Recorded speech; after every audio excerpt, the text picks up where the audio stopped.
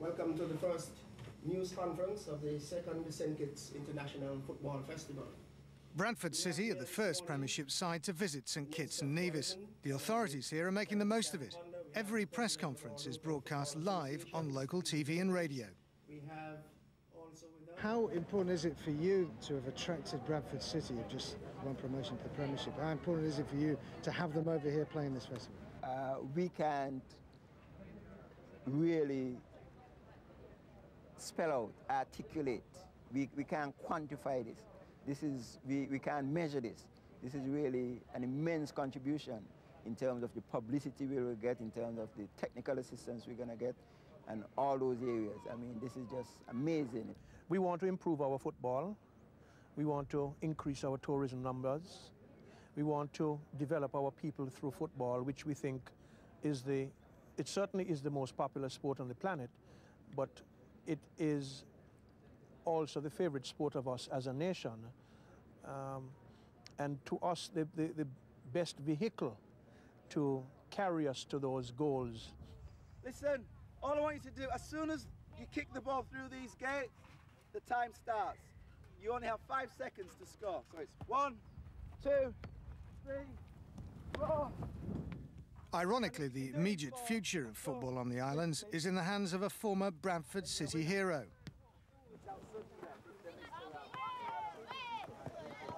Cess Podd was born on the island, left with his family at the age of 6, and played more than 500 games in a 13-year spell at Valley Parade.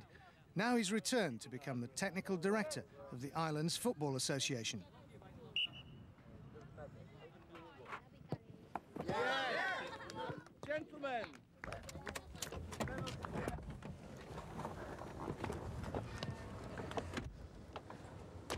Yeah, so this is where it all started for me. I was born in this area here, lived here. There's no house here now at the moment, but completely grown over, apart from the goats. And they're enjoying themselves in the shade. But there, look, that's the old ruin there. That has always been there. And I remember my brother and I used to play in there. You weren't supposed to. And my brother fell off once and damaged his knee. You can still see the scars now. And then there was like a water tank for the whole of the village here. And we used to be able to get water just at the bottom of it, and my brother fell off that as well. It hasn't changed an awful lot. And one thing I do remember, we had a veranda, and you could look out and see the Basseterre, which was a great view. It is a fantastic view from up there, yeah. I mean, the whole of the south of the island. Mm-hmm. You can see the Atlantic there, and then you look to the right and you see the Caribbean Sea. You don't get that type of view very often. Not in Bradford. Not in Bradford, certainly not. Yeah. But it's nice to be home. Home now is a luxury apartment, a lifestyle he can hardly have imagined when he left more than 40 years ago. It's equally difficult to imagine a more enormous task than the one set by his employers: qualification for the World Cup finals by the year 2006. For a nation ranked 132nd in the world with a population of over 40,000, where facilities are primitive, where goats, not lawnmowers, keep most of the pitches in trim, it's a tall order. You have to set your standards high. I agree with that.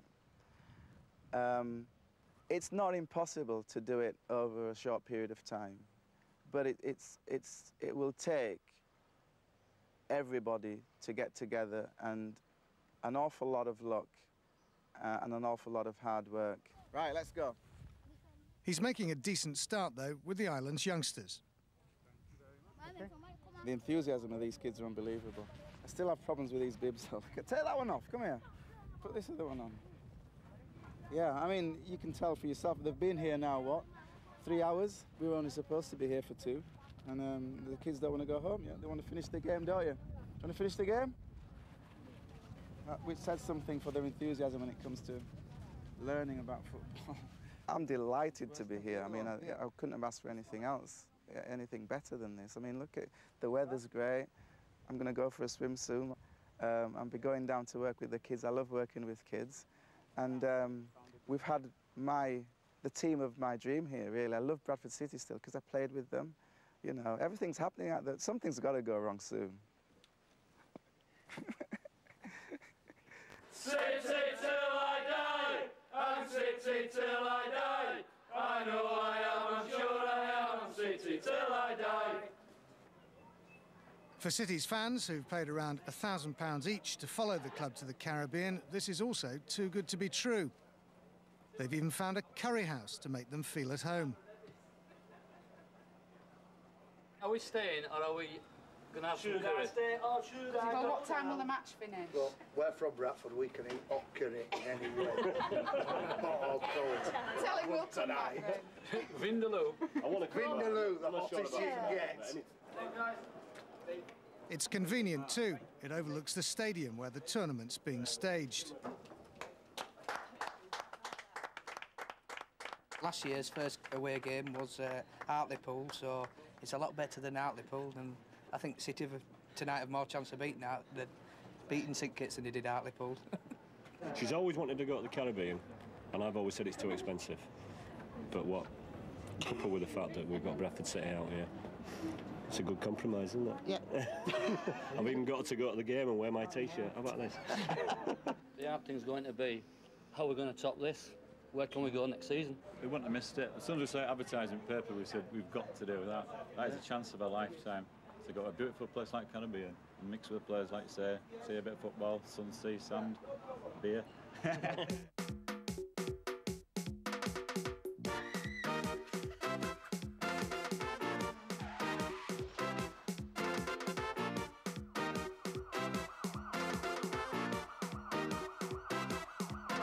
We're a bit late, but we're working towards an early start. We're needing the teams out 7 o'clock instead of 1:45. Someone kicks you, I know it's hard, just walk away. It's a great opportunity for you to experience Premier League football. You pass that ball and you move it. You work as hard as you possibly can. Now I know you've got the ability to be winners here. The rest of it comes from you.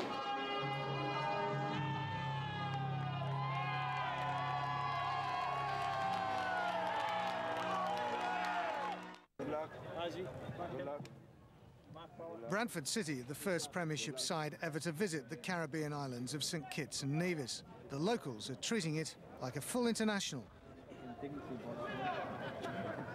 Oh, sorry. To City it is only a warm-up game, but the fans still want to see them win, and a goal from Ashley Westwood sets them on their way. They're not fielding a full-strength side. 3 of the first-team squad have missed the trip through injury or international calls. And there's a scare when Dean Windus is forced to come off after a clash of heads.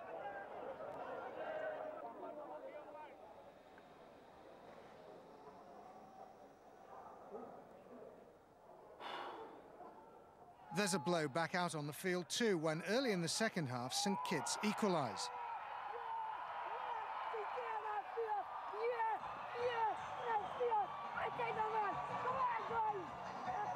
But City score 3 more to complete a relatively comfortable 4-1 victory.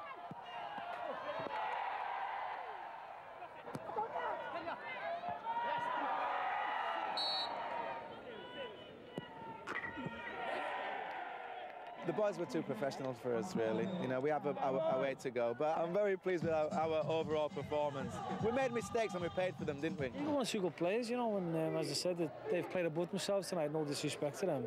They've cup final playing against the Premier League side, and they were up for it, and I'm pleased that we've won the game and come away with a lot out of it as far as fitness, a lot of tired legs in there, but I'm pleased.